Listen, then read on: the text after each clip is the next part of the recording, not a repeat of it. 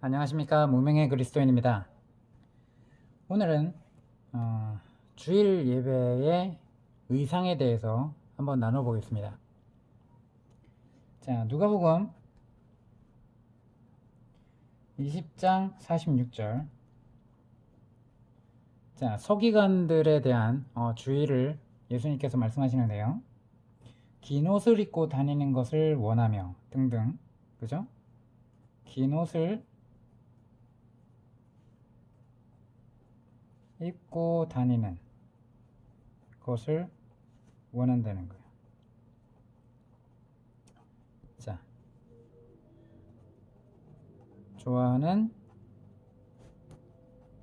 서기관을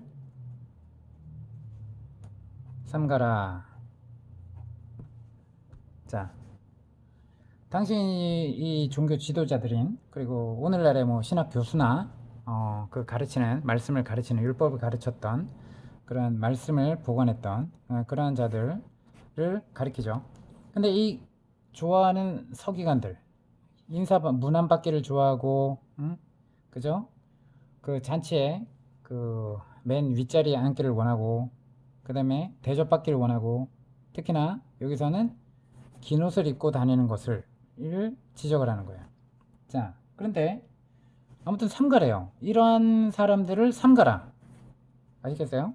자, 오늘날의 이 서기관들은 누굴까요? 자, 반드시 우리는 살펴봐야 됩니다. 자, 그리고 골로새서 2장 8절에 누가 철학과 헛된 속임수로 너희를 사로잡을까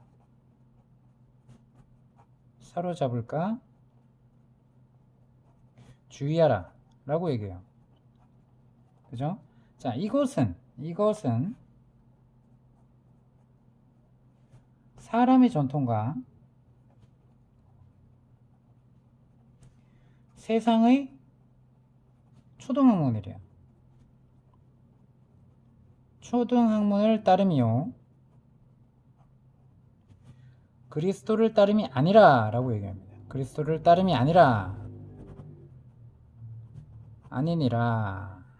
자, 사도 바울이 얘기를 했어요. 누가 철학적인 어떤 그럴듯한 말과 어떤 사상, 그리고 어떤 가치관, 그리고 어떤 속임수로 너희를 사로잡을까 준. 자, 주의하라고 해요. 많은 사람들이 사로잡힙니다. 그걸 좋게 생각한다는 얘기예요. 사로잡혀서 그것이 괜찮다라고 얘기한다는 겁니다.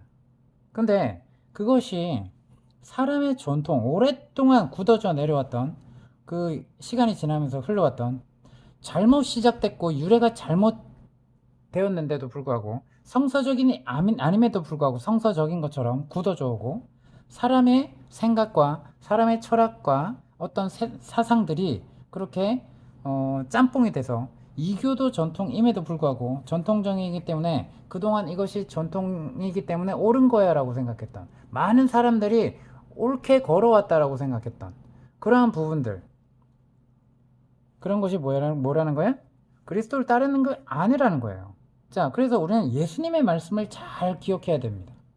예수님이 무슨 말씀을 하셨는지에 대해서 잘 알고 우리는 행동을 해야 될 필요가 있습니다. 매 주일 아침에 세계 곳곳에 기독교인들, 특히나 개신교인들, 곳곳의 기독교인들 가장 좋은 옷을 입고 교회로 가야 된다고 얘기를 합니다. 그죠? 내일 주일 때 뭐 입지? 라고까지 그런 얘기를 하죠. 자, 예배 의식에 참석합니다. 어디로 가요? 예배당으로 갑니다. 더 이상 이 영상을 보시는 분들은 예배당이지 교회를 간다라고 절대 얘기하지 마세요.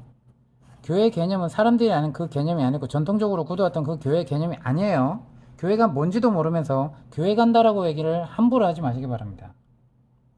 자, 가장 좋은 옷을 입고 예배 의식에 참석하러 가요. 예배당으로. 그죠? 근데 왜 아무도 왜 그렇게 해야 되는지 의문을 품지 않아요. 그죠? 수십만 명의 목사가 그죠? 자신을 교인들과 구분시키는 특별한 가운을 입기도 하죠. 그죠?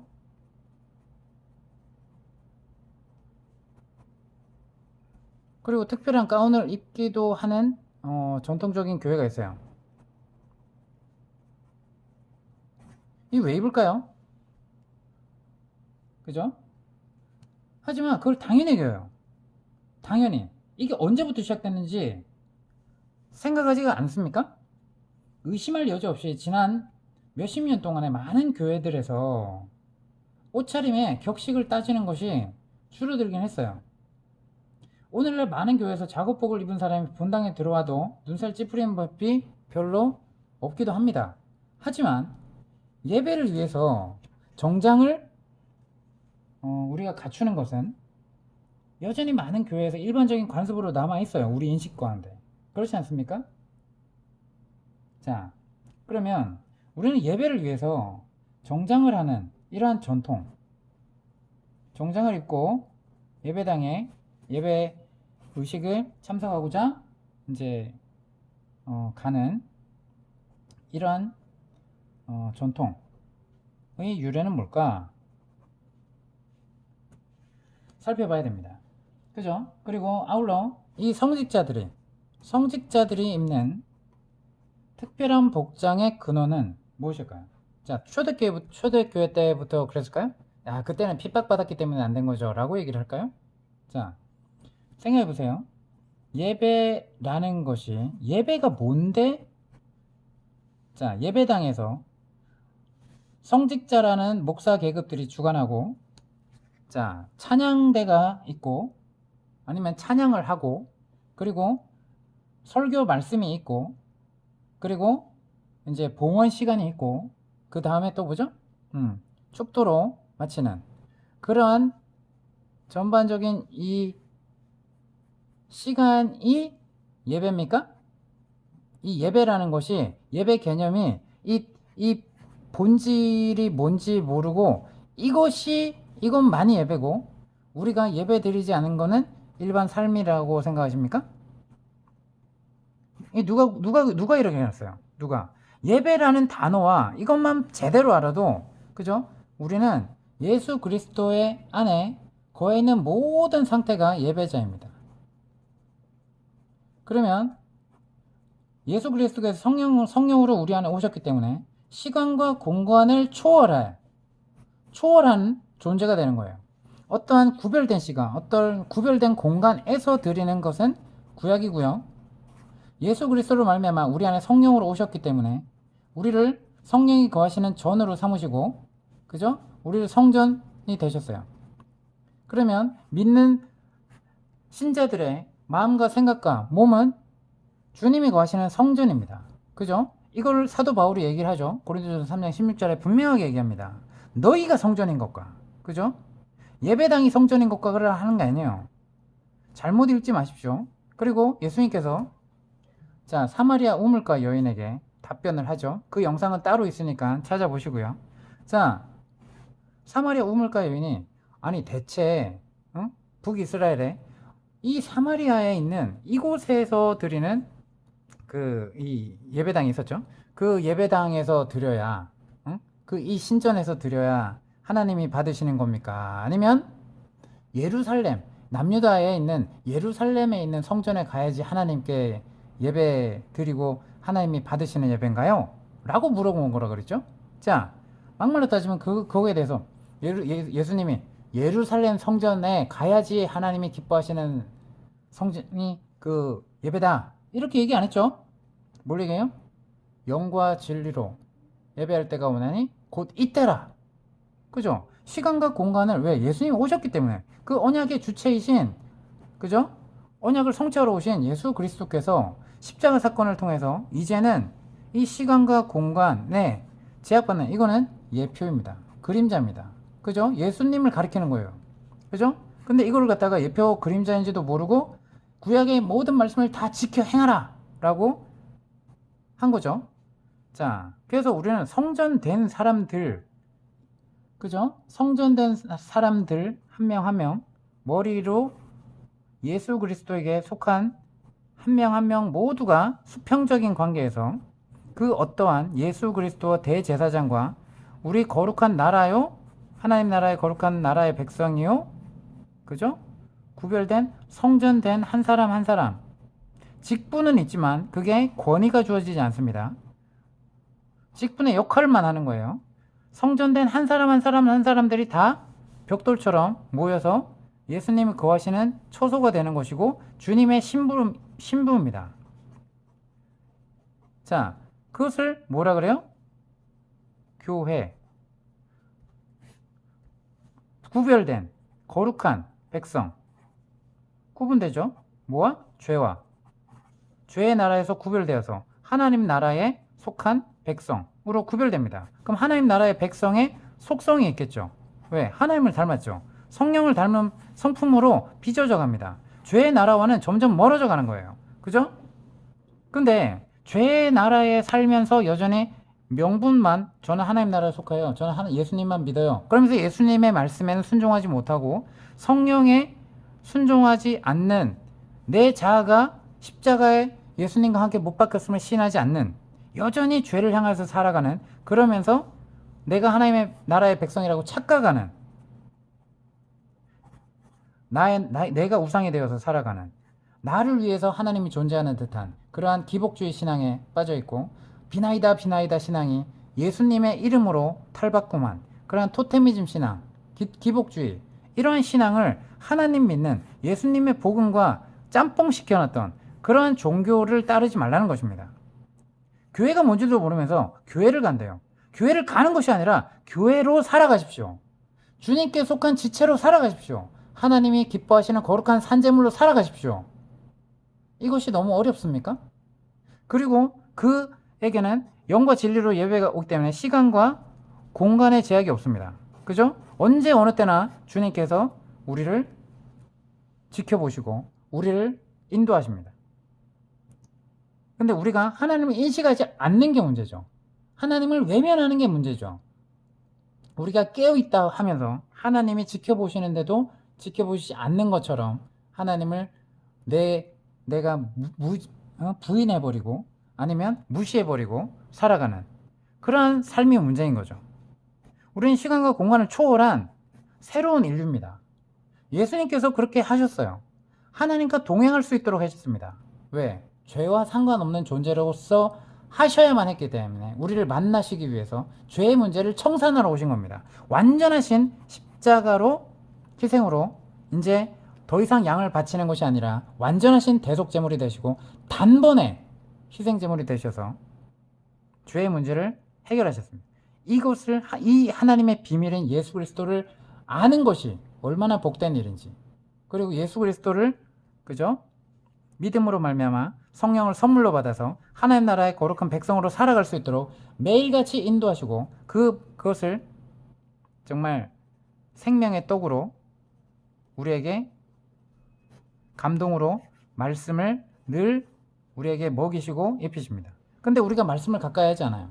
자, 우리가 밥을 먹지 않습니다. 일주일 금식합니다. 우리의 육체가 힘이 있나요? 그와 똑같습니다. 우리의 영은 하나님의 말씀으로 성장되고 하나님의 말씀으로 힘을 얻습니다.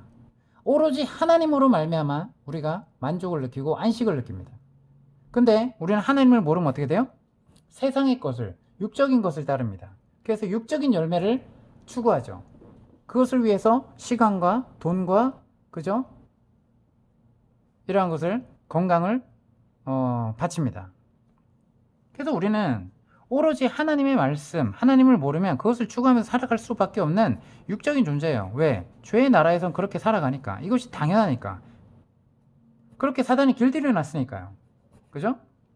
이제는 죄의 나라에 살던 그 모습을 벗어 던지고 하나님을 주인 삼아서 살아가는 사람들은 성령의 열매를 맺고자 성령님께 순종하며 내 자아를 날마다 십자가에 매달린 주님과 함께 걸어가는 그 삶을 살고자 갈망하게 될 것입니다. 자, 그런데요, 교회가 잠깐 다시 설명을 했어요. 그죠? 교회는 가는 곳이 아닙니다. 더 이상 교회 생활, 종교 생활을 하라는 얘기가 아니에요. 주님께 순종하며 주님을 인식하며 주님의 말씀에 은혜로 살아가기 바랍니다. 자, 그렇게 살도록 내어드리십시오. 주님께 내어드리십시오. 주님이 주인이 되실 수 있도록. 자, 그래서 우리가 이것에 대해서 깊이 생각해보며 살아가야 됩니다. 자, 그런데 우리는 예배당에 가는 것만이 예배라고 인식하고 살아간다 그러면 어떻게 되는 거예요? 그럼 하나님이 우리 집에서는, 그리고 우리 직장에서는 내가 어떻게 살아가는지, 내가 어떤 마음과 생각을 품고 살아가는지 지켜보지 않습니까? 지켜보더라도 하나님이 그냥 눈 감아 주십니까? 예배당 갈 때가 되니까 오늘 가서 회개해야지, 교회 가서 회개하고 와야지. 왜 이런 생각을 하시죠? 이러한 존재인 거를 우리가 모르니까 하는 거예요. 사람에게 하지 않는다 뿐이지, 이 교회라는 곳에 가가지고 고해성사하듯이 하나님께 하는 것이 회개입니까? 메타노이아 회개라는 것은 죄로부터 돌아서다는 거예요. 그죠? 돌아서다. 죄의 길을 여전히 가면서 정말 말씀에 부딪히니까 그 자리에 멈춰 있다가, 얼마 동안 하면 절제가 되다가 또다시 그 길을 가다가 계속 부딪히고 계속 죄를 향해서 가는 것을 회개라고 말하지 않아요. 이 고해성사하고 뭐가 다릅니까? 용서받았다고 생각하고 자기 착각에 빠지는 것과 뭐가 다르는 거예요? 이것을, 도둑질 하던 사람이 도둑질을 멈춰야 되는 것이죠. 완전히 돌아서서 도둑질 하지 않게 되는 거예요. 그죠? 자, 그런 것처럼 우리가 술을 먹던 사람이 술을 안 먹게 되는 거예요.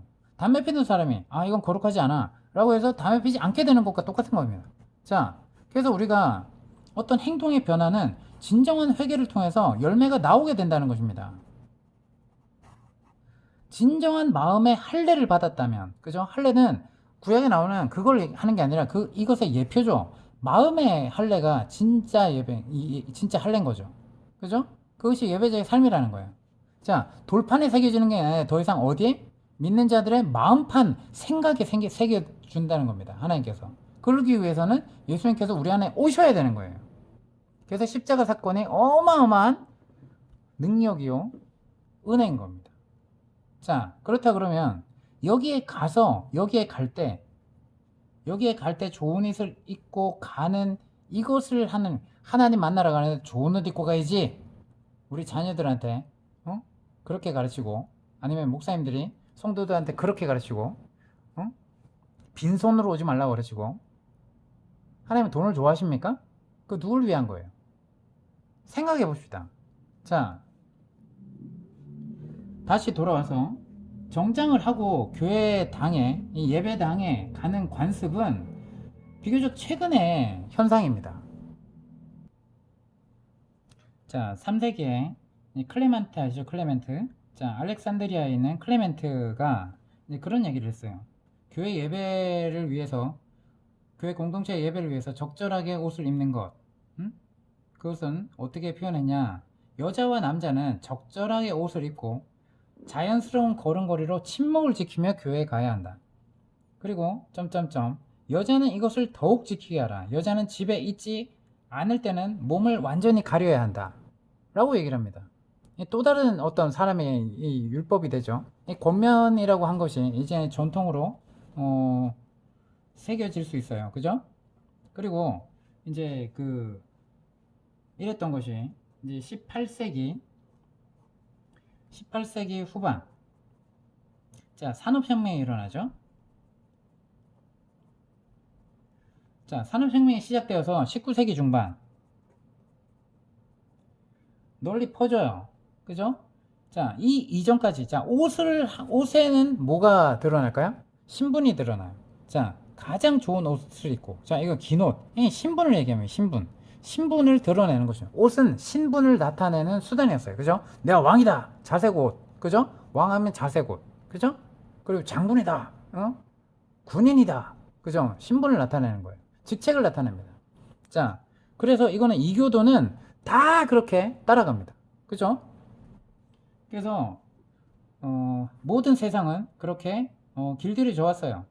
근데 이 이전까지, 산업혁명이 이전까지는 아주 부유한 사람들에만 사교 모임을 할 때 정장을 하고 참석을 하죠. 일반 세상 모임, 사교 모임을 할 때. 그죠?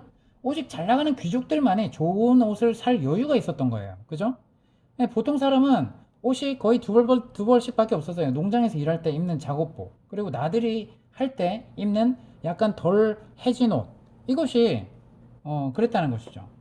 근데 정장을 하는 것, 이것은 어떤 경우라도 오로지 부유한 귀족 계급의 선택 사항일 뿐이었어요.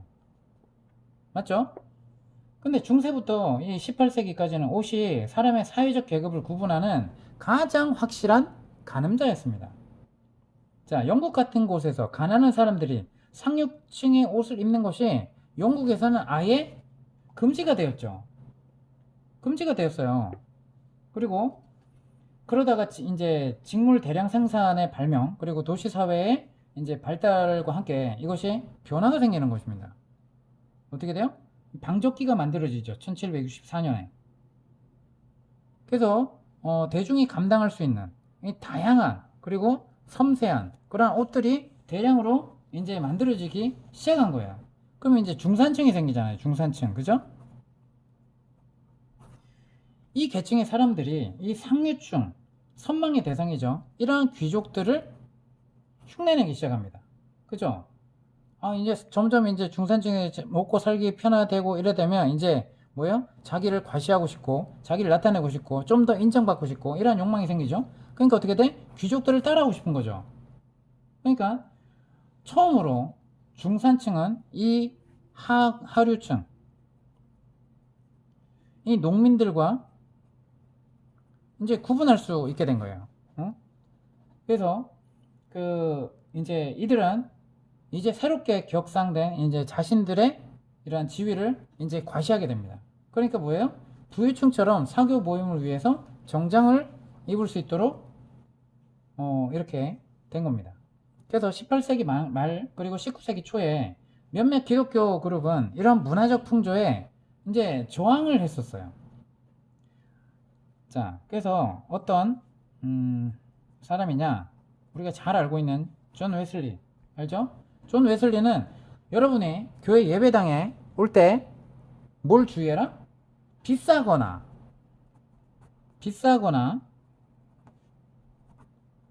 화려한 옷을 입고 오는 것에 대해서 반대하는 글을 썼어요. 반대하는. 그죠? 자, 너무 중요합니다. 우리가 존 웨슬리가 이러한 것을 입고 오지 말라 라고 했던 것에 대해서 알고 계신가요? 그리고 이 존 웨슬리는 이제 초기 감리 교인들이죠. 이 정장을 하고 교회당에 가야 한다는 생각을 심히 반대해서 그들의 모임에 비싼 옷을 입고 오는 사람은 누구든지 돌려보내기까지 합니다. 자, 오늘날 교회 가는데 이제 좀 메이커 있고 좀 비싼 옷을 입고 갔다고 칩시다. 좀 화려한 막 목걸이, 금목걸이 막 이러면서 했어요. 자, 가는데 여러분은 그 복장으로 우리 교회 공동체에 참석할 수 없습니다 라고 돌려보내나요? 근데 초기 감리교인들은 그렇게 가져했다는 거예요. 근데 그런 이유가 있을 거 아니에요. 맞죠? 자, 존 웨슬리는 옷에 대한 가르침으로 이 평범의 복음이라고 불려왔어요. 행실에 대한. 이 복음은 말로만이 아니라 행실도 복음의 전달 수단이 될 수 있죠. 그래서 옷을 입는 것만으로도 평범의 복음이라고까지 불렸어요. 그의 주요 메시지가 뭐냐면 그리스도인들이 평범하지만 깔끔하고 단순하게 옷을 입어야 한다는 것이었어요. 그리고 이 주제에 대해서 여러 번 얼마나 자주 말했던지 청결함은 경건함과 견줄만 하다 라고 문구를 만든 장본인이 나다 라고까지 이야기를 합니다. 자, 그래서 우리는 이 초기 감리교인들이 이렇게까지도 얘기를 했던 이유가 뭘까요? 자, 초기 침례교인들 이제 감리교인이 아니라 침례교인들. 이 침례교인들도 좋은 옷을 입고 오잖아요. 자, 옷은 사회적 계급을 나타낸다 그랬죠. 좋은 옷을 입고 왔어요. 그럼 입고 오지 못하는 사람들을 상대적 박탈감을 들게 하죠. 그죠? 자, 우리가 오늘 봅시다. 교회 예배당에 가요. 근데 어떤 장로님은 롤스로이스를 타고 왔다고 생각하시죠. 어떤 사람은 이제 모닝을 끌고 왔다고 생각합시다. 근데 교회 공동체에서 갔어요. 이 사람은 목사님하고 이 사람보다, 이 평신도라고 하는 이 사람보다 롤스로이스를 타고 다니는 장로님들이 더 목사님하고 친해요. 더 상담 기회도 자주 편하게 말할 수 있습니다. 근데 이 목사한테 감히 다가가기 힘들죠. 그게 들어갈 때 인사하고 목사님 하고 그냥 머리 숙이고 들어가고 그냥 그런 정도. 그렇게 친하지 않아요. 근데 여기는 자, 그렇다 그러면 교회 공동체에서 누가 인정받는 거예요? 누가 세상에서 사회적 직분을 가진 자들도 교회에서도 안에서도 뭐예요? 더 높아지기 쉬워요. 아니라고 얘기할 수 있습니까? 저는 여러 번 지켜봤죠. 저도 그 종교 생활을 했던 사람이고 정말 많은 시간 동안 그것을 봤죠. 근데 우리들의 이런 조상들을 한번 보시자고요.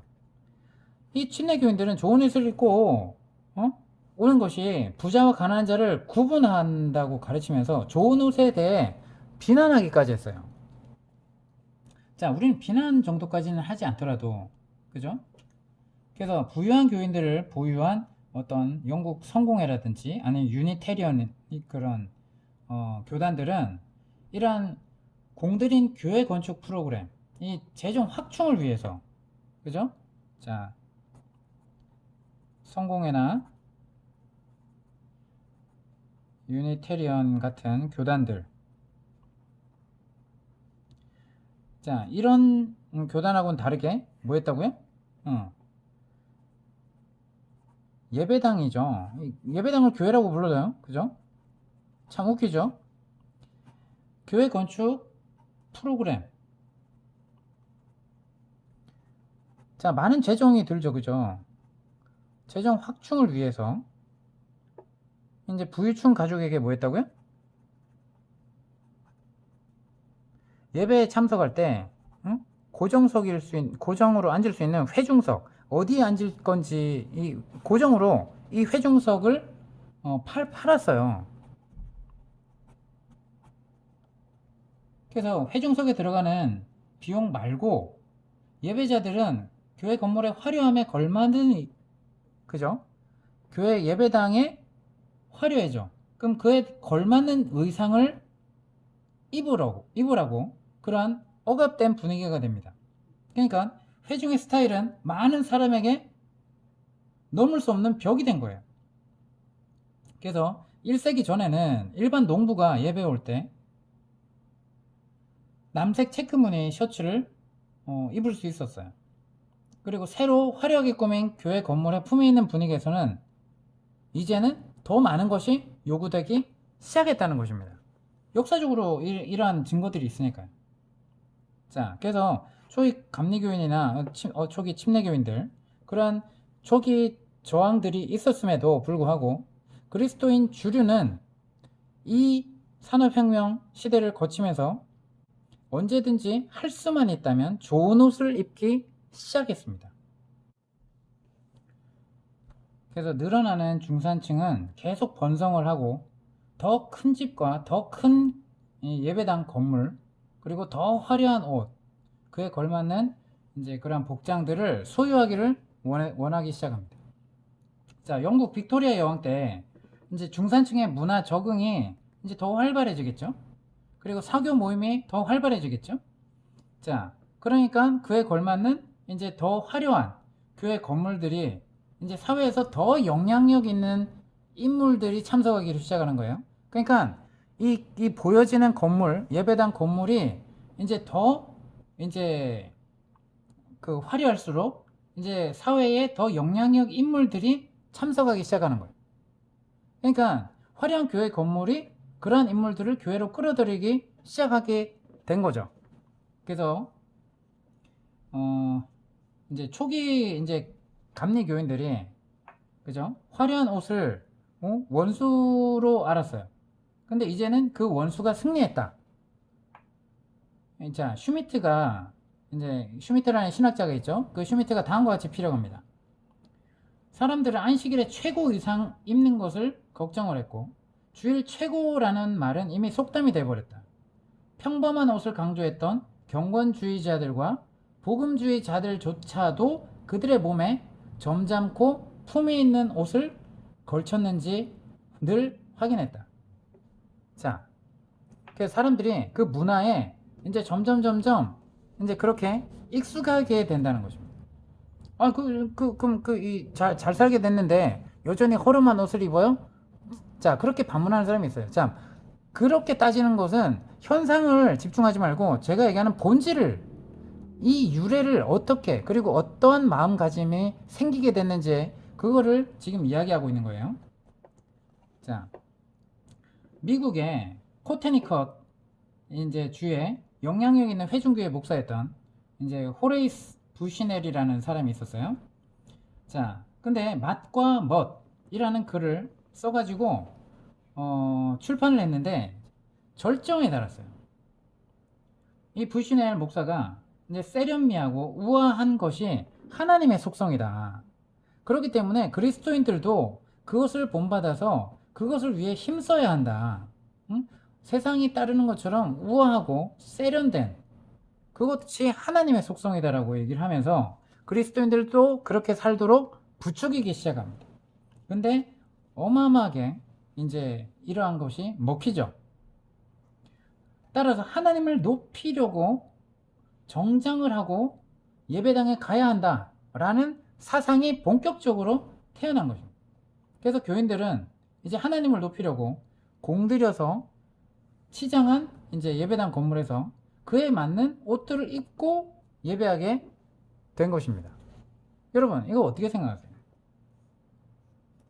자, 하나님은 우리의 마음을 보시고 정말 우리가 마음의 할례를 받았는지 이 마음을 지켜보시고 우리의 상한 심령을 보시는데 우리가 입는 옷에 의해 감명받지 않는다는 거예요. 그죠? 자, 우리는 영과 진리로 예배하고 이 것의 육적인 형식으로 하지 않아야 되지 않겠습니까? 자, 한마디로 포장지는 그럴듯해. 포장지는 그럴듯한데 포장지를 벗겨보니까 그 내용물이 꽝이야. 그냥 빈 박스야. 우리의 영이 그렇게 되지 않도록 겉에 너무 신경 쓰면, 너무 치중하면 안 된다는 것을 이야기 드립니다. 그래서 하나님께서는 자, 우리 자녀가 예를 들면 아빠한테 나오는데 잠옷을 입고 오면 어허, 너 아빠한테 나오는데 너 왜 잠옷 입고 왔어? 너 입은 게 뭐야? 라고 하십니까? 여러분의 자녀한테? 자, 하나님은 그럼 우리가 정장을 입었을 때만 예배를 받으십니까? 아니죠. 언제 어디서나 시간과 공간을 초월한 예배자의 삶을 살도록 하나님께서 우리 안에 계시기 때문에 우리가 무엇을 하든지 어떠한 순간이든지 우리는 그 모습 그대로 하나님께 나가서 회개를 할 수 있고 정말 하나님을 높일 수 있습니다. 우리가 이것을 분명하게 인식하고 살아야 됩니다. 여기에 갈 때만, 그죠? 어떤 장로님이 이제 권사 와이프하고 이렇게 막 옷 입는 거 같고 자기야 나 이 옷 어울려? 야 대충 입고 가. 뭘 그렇게 신경 써? 시간 오래 걸려. 빨리 준비해 라고 했어요. 그 말에 마음이 상했어요. 그러니까 막 자기가 예쁘게 치장했는데 예쁘게 보이지 않는다고 남편을 막 뭐라고 합니다. 이제 그것이 빌미가 돼서 싸움이 시작됐어요. 자, 그런데 막 이제 집안일이 지저분해지고 막 자기만 치중하는데 시간이 오래 걸리고 이러면서 막 집안이 지저분한 걸 이제 자기 남편이 다 준비가 됐다고 집안 구석구석 아이고 이거 청소 좀 하지 이거 뭐냐고 그러니까 당신이 하면 되잖아 라고 막 싸우기 시작합니다. 자, 싸우고 이제 그게 이어져 가지고 교회 예배당 주차장까지 올 때까지도 계속 싸워요.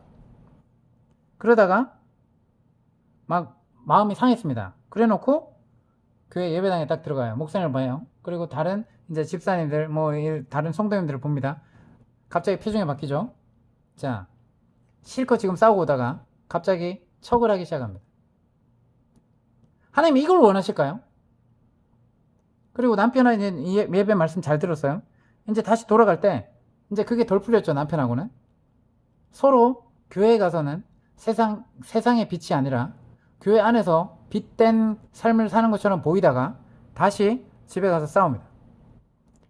자, 이런 경우가 없을까요?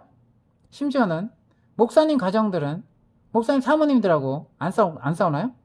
말씀 잘 온스럽게 해놓고 안 싸우나요? 자, 왜 그런 거예요? 서로 용서하지 않고 미워하고. 자, 설교는 설교로 끝나고 이 예배 시간에만 하나님을 예배하고 삶에서는 열매가 없어도 되나요? 하나님을 의식하지 않아도 되나요?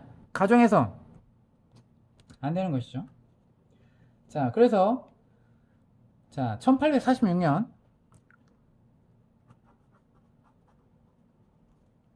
자, 버지니아 장로교인 윌리엄 헨리 푸드가 있었어요.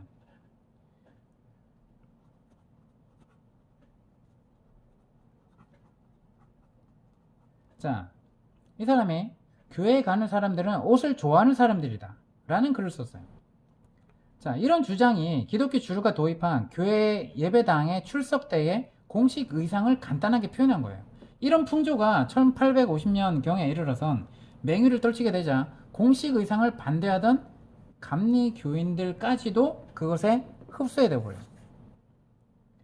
자, 그리고 그들도 교회당 갈 때는 주일 최고 의상을 입기 시작합니다. 아셨죠? 그래서 이렇게 교회에 도입되어 받아들여진 이러한 사실상의 모든 다른 관습들처럼 오늘 얘기한 정장을 하고 예배당에 가야 된다 라고 인식되는 이 사실도 그리스도인들이 이 세상의 문화에 영향을 받은 결과라는 거예요. 오늘날 많은 그리스도인이 주일 아침에 잘 차려입고 교회당에 가면서 왜 그렇게 되었는지 의문을 품지 않았죠. 근데 오늘 이러한 설명을 통해서 여러분이 이해를 하시기 바랍니다. 자, 그래서 왜 그랬는지 유래를 알지 못하면 이런 분별 없는 관습의 배경에 우리도 그냥 자연스럽게 인식하고 그것이 맞다라고 생각하며 살아갈 수 있어요. 만약에 예배당에 막 냄새나는 옷을 입고 들어온 거지가 왔다고 생각합시다. 거지가 자, 부자와 나사로 얘기 알죠? 그죠? 부자가 나사로를 어떻게 봤어요? 그죠? 하대했죠. 그처럼 거지인데 자기 인생을 한탄하다가 나도 하나님을 만나러 와야겠다 라고 해서 용기 내서 예배당에 왔다고 칩시다. 이 사람 주변에 따뜻하게 맞이하는 사람이 몇이나 될까요? 교회 오면서 저게 뭐야? 라고 그냥 속으로 생각으로 판단하고 이 사람을 국률하게 여기긴커녕 하나님을 만날 기회조차 박탈해버리고 여기 이렇게 오시면 안됩니다. 응? 씻고 오세요 라고 매몰차게 하는 분이 없을까요? 과연? 여러분 어떠세요? 자, 그래서 이 시대에 부유한 귀족들처럼 되고 싶어서 격상된 자신들의 지위를 옷으로 과시했던 19세기 중산층이 만들어낸 결과에 불과하다는 것입니다. 그래서 그러면 그렇죠. 정장을 하고 예배당에 가는 것이 뭐가 문제라는 말입니까? 이것이 무슨 뜨거운 쟁점은 아니죠. 그렇지만 정장을 하고 교회당에 가는 것이 무엇을 대표하는지가 쟁점이 될 수 있어요. 첫째, 뭐예요? 세속적인 것, 그리고 신성한 것, 이 사이에 거짓된 구분을 반영해 주는 거예요. 그죠? 이 거짓된 구분이에요. 주일에 하나님을 만나려고 우리들이 입는 옷에 하나님께서 조금이라도 관심을 두신다고 생각하는 것은 새 언약에 대한 모독입니다. 우리는 언제 어느 때나 어떤 환경에서나 하나님의 임재 속에 들어갈 수 있도록 시간과 공간을 초월한 존재로서 성령님이 거하시는 성전된 삶을 하는 거예요. 그래서 하나님께서 자신의 사람들이 주일 아침에 미인대회를 가기 위해서 정장하기를 정말 바라고 계시냐 이거예요. 자, 둘째, 이게 거짓된 구분. 난 차려입고 예배당에 참석하니까 나는 예수님을 믿는 거야. 이것이 합당하지 않다는 거예요. 그죠? 그렇게 생각될까봐. 실제 삶에서는 순종하지 않으면서, 하나님을 인식하지 않으면서. 자, 둘째, 주일 아침에 품위 있고 화려한 옷을 입는 것은, 자, 다음과 같은 부끄러운 메시지를 뿜어내는 거예요. 교회는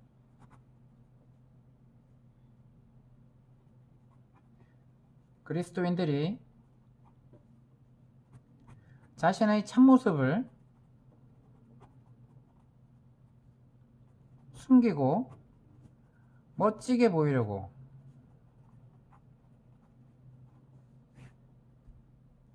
정장을 하고 모이는 장소이다.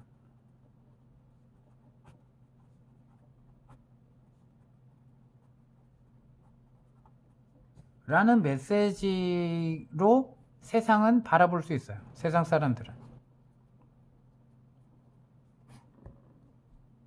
그죠? 이렇게 하는 자체가 메시지가 숨어 있다는 겁니다. 교회 예배당에 갈 때 우리의 주일 최고 의상을 입는 것이 이미지 관리하는 것 이상이 아무것도 아니라는 거예요. 한마디로 그것은 하나님의 집에 쇼 무대에 온갖 것들을 제공하는 것이죠. 의상, 화장, 소품, 조명, 안내위원, 특별송, 사회자, 공연, 특별 프로그램 등.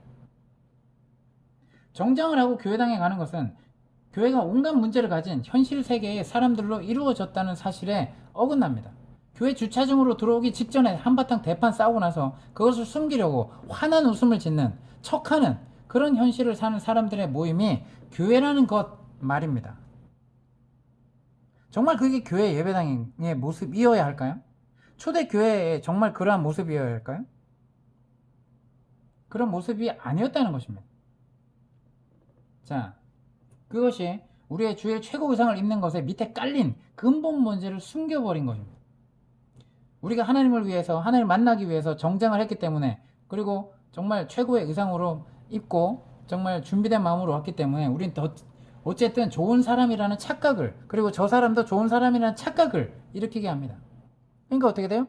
교회에서는, 교회 안에서 빛과 소금이 너무 많은 거예요. 근데 그런 사람들이 세상으로 흩어져서도 그래야 되는데, 그죠? 세상의 빛과 소금은 도대체 어디 간 거예요?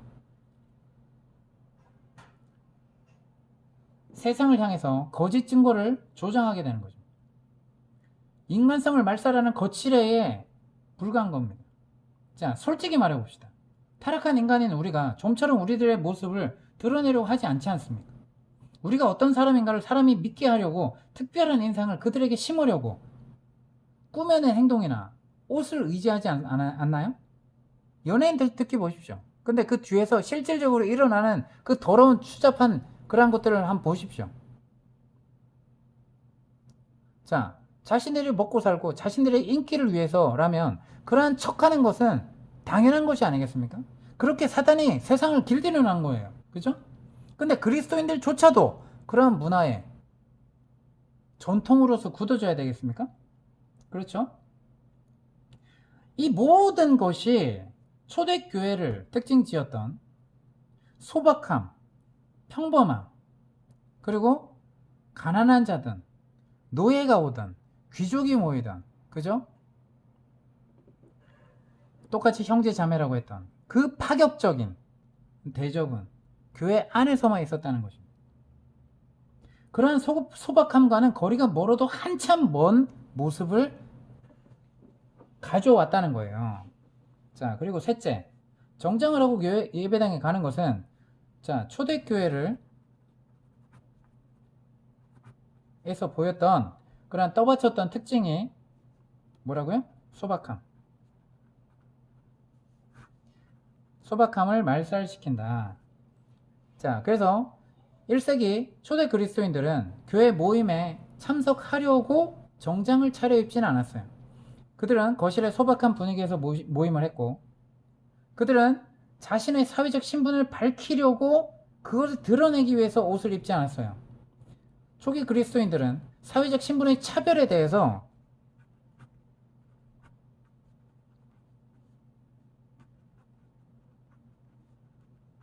신분 차별에 대해 철저하게 반대하는 것을 보여주려고 무던히 애를 썼습니다. 자, 콘스탄틴 황제 이전에 그리스도인들이 쓴 편지 30통이 현존했다고 해요. 근데 이 편지들에 의하면 그리스도인들은 통상적으로 그들의 사회적 신분을 나타내는 일반적인 가족 이름을 버렸어요. 가족 이름을 대면 사회적 신분을 나타내는 그런 것이 있었죠, 그 당시. 자, 근데 그리스도인들은 그것을 버렸습니다. 그들은 또한 뭐로 불렀어요? 서로 형제와 자매로만 불렀다는 사실입니다. 자, 그래서 우리가 분명하게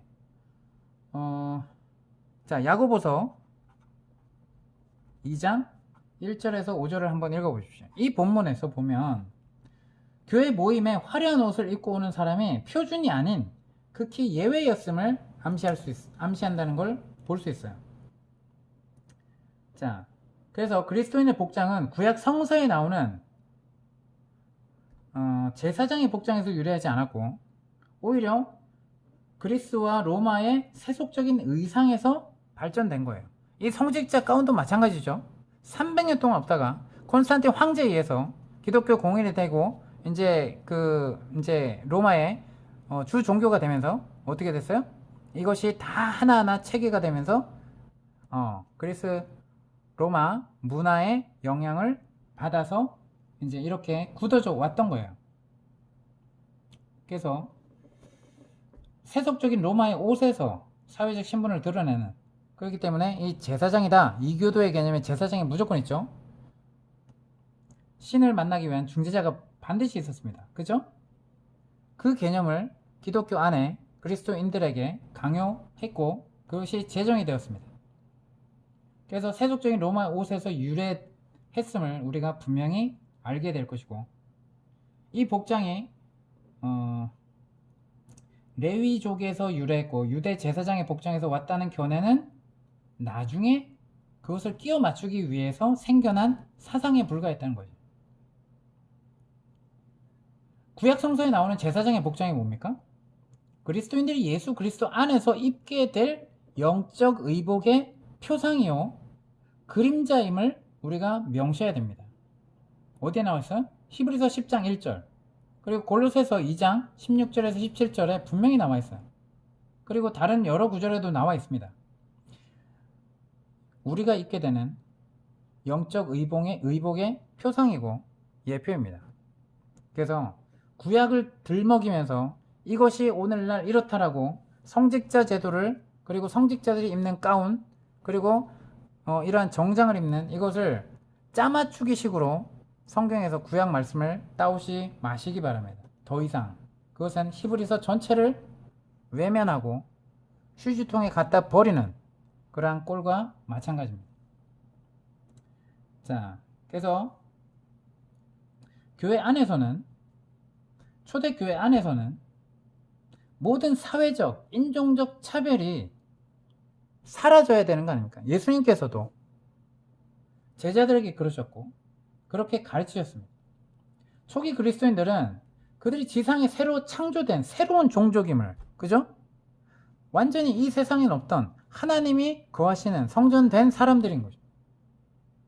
그래서 새로 창조된 피조물이요 새로운 종족임을 인식했습니다.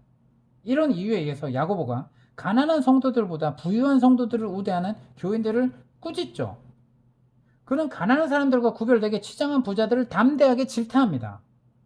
근데 오늘날 초기 존 웨슬리뿐만 아니라 초기 감리교인과 침례 교인들은 그러했어요. 자, 자신을 과시하기 위해서 교회 공동체에 나오는 것을 극히 그죠? 싫어했습니다. 하지만 많은 그리스도인들이 주일 아침에 교회 예배에 격식 없이 옷을 입고 가는 게 불경한 것이다 라는 거짓된 망상에 현재 사로잡혀 있지 않은지, 그리고 여기에 갈 때는 그렇게 하나님께 나와야 된다라고 잘못 가르치고 있었진 않은지, 그리고 그것을 당연히 성서적인 그리고 예수님이 가르친 가르침과 같다고 생각하진 않았는지, 이것을 우리가 살펴보시지만, 근데 예수님 분명히 얘기하죠. 긴 옷을 입고 다니는 것을 좋아하고 그것을 좋아하는 것 서기관들을 삼가라. 삼가라고 얘기를 해요. 그리스도를 따름이 아니라고 얘기합니다. 자, 이것은 서기관과 바리새인들이 장로들의 유전을 따르지 않는 주님과 제자들을 불경했다고 비난했던 것과 조금 더 다르지 않은 거예요. 맞죠? 자, 요약합니다. 주님의 사람들이 교회 모임을 위해서 좋은 옷으로 치장하기를 주님께서 기대하신다. 그리고 그것이 당연한 하나님께 나가는 도리다라고 말하는 것은 성서에 뭔가를 더했던 것이고 하나님께서 말씀하시지 않은 것을 주장하는 것입니다. 이런 관습은 아무리 잘 봐주려고 해도 인간의 전통과 이교도의 개념에서 나온 그렇게 굳어진 전통에 지나지 않는다는 것을 이야기합니다. 자, 다음 시간에는 성직자의 가운에 대해서 더 깊이 알아보도록 하겠습니다. 이상입니다.